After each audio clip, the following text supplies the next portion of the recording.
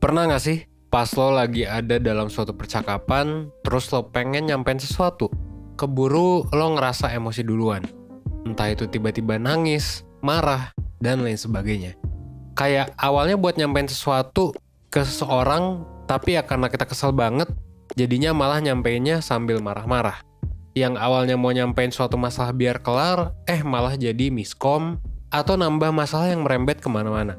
Well, buat lo yang sering ngalamin ini, pernah gak sih lo bingung kayak gitu? Atau mungkin lo gak mau gitu mengalami hal kayak gini lagi, tapi bingung caranya. Gimana biar kita gak kebawa emosi duluan? Nah, kalau misalnya lo ngerasa kayak gitu, lo ada di video yang tepat. Kenapa? Karena kali ini gue bakal ngebahas tentang gimana caranya supaya kita itu gak keburu baper ketika kita mau nyampein suatu hal. Nah, sebelumnya, tapi pastiin lo tonton satu video sebelum tidur ini sampai habis, biar lo bisa ngejawab rasa penasaran lo dan biar lo dapet keseluruhan insight-nya. Oke?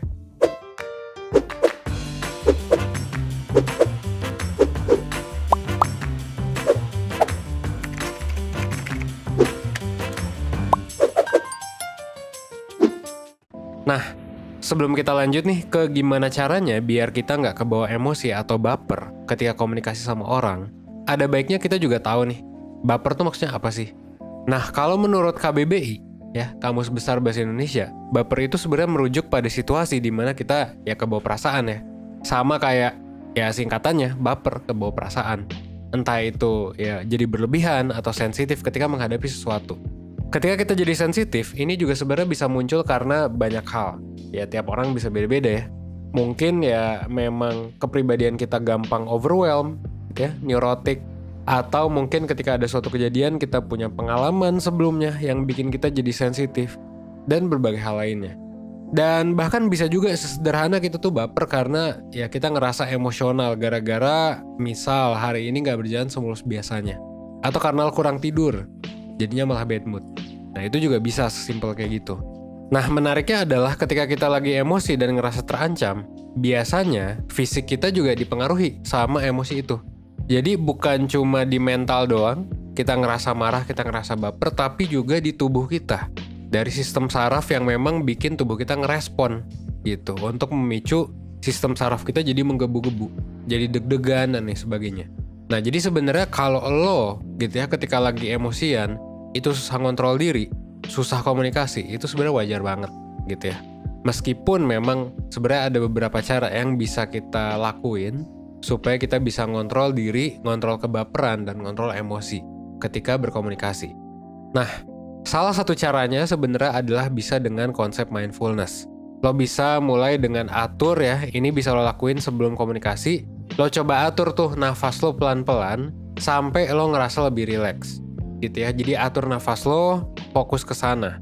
Dan setelahnya ya it's okay buat lo untuk ambil waktu bentar buat ngontrol diri lo, baru deh lo mulai ngelakuin komunikasi tadi yang memang lo pengen tujukan. Nah, tapi kalau misal lo ternyata belum bisa, ketika lo abis ambil nafas, lo ternyata masih baper, masih emosian, lo bisa mulai aja dulu sih dengan lo coba nih mengenali perasaan yang sedang lo rasain. Emang apa sih perasaan yang lo rasain? Apakah marah, iri, sedih? Nah, itu bisa coba dilihat tuh. Di pikiran lo tuh perasaan apa sih yang lagi terjadi gitu. Dan kunci dari mindfulness adalah lo menerima dan mengakui bahwa oh ternyata gue iri. Oh ternyata gue marah. Jadi lo harus mengakui bahwa perasaannya itu wajar gitu ya. Dan sambil diterima, sambil diakui, jangan lupa yang tadi di awal ya, di label dulu juga. Tadi entah itu iri, entah itu takut, tegang, dan lain sebagainya. Nah, setelah lo bisa nerima dan tahu perasaan yang lagi lo alamin, ini bakal ngebuat lo pelan-pelan ngeproses emosi ini. Jadi banyak nih yang berusaha ketika lagi sedih, aduh gue harus happy. Nah, padahal sebenarnya itu bikin lo nggak memproses emosinya. Untuk memproses emosinya, ya harus ini ya, diterima, diakui, di label gitu. Dan pada akhirnya nanti bakal hilang sendiri kok. Jadinya nanti perlahan-lahan kita bakal lebih tenang ketika ngerasain emosi apapun.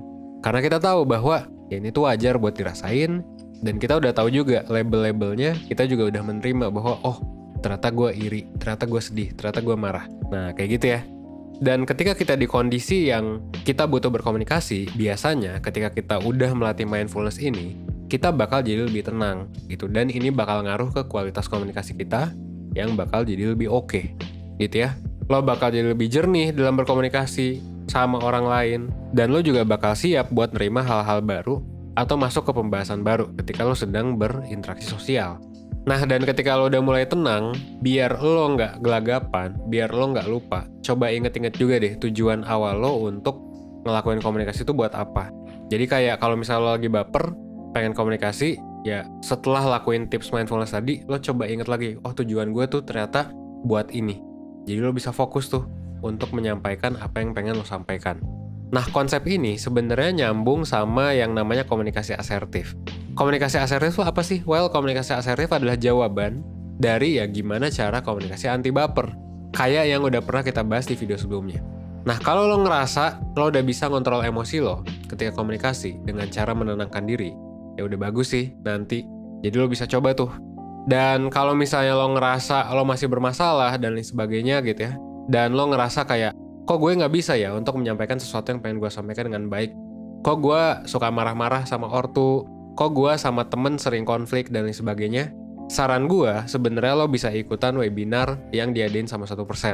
Nah, di webinar ini kita bakal bawa topik komunikasi asertif, supaya lo bisa menyatakan perasaan lo dengan baik, dengan jujur, dan dengan mudah, tanpa menyinggung lawan bicara, dan lo juga bakal jadi nggak enakan. Jadi kalau misalnya lo selama ini nggak enakan sama orang, ketika lo belajar komunikasi asertif ini, nggak enakan lo bakal hilang sih. Dan buat lo yang sering konflik sama orang, konflik lo gue jamin bakal hilang. Kalau misalnya lo udah nanti belajar tentang komunikasi asertif. Nah, webinar ini bakal diadain di hari Minggu 25 April 2021. Di webinar ini lo bakal diajak buat tahu dan paham sebenarnya komunikasi asertif ini apa, pentingnya buat kita tuh kayak gimana, dan gimana cara nerapin ke diri kita, gitu.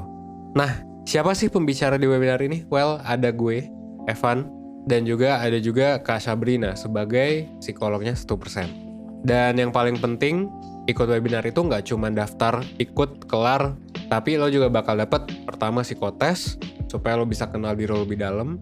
Kelar webinar lo bakal masuk ke komunitas Telegram, lalu lo bakal dapet worksheet juga yang bisa lo isi nantinya. Lo bisa cek ya di layar kayak gimana tuh contoh-contohnya.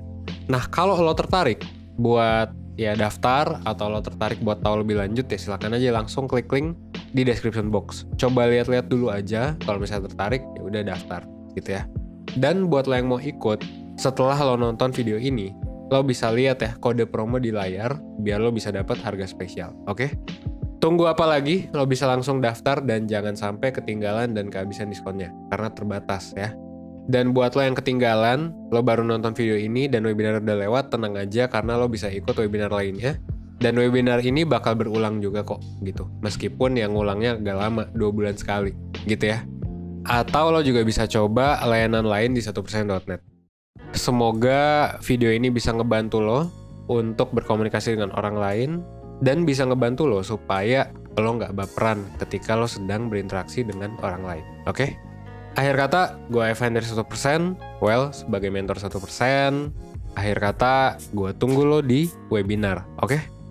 Thanks.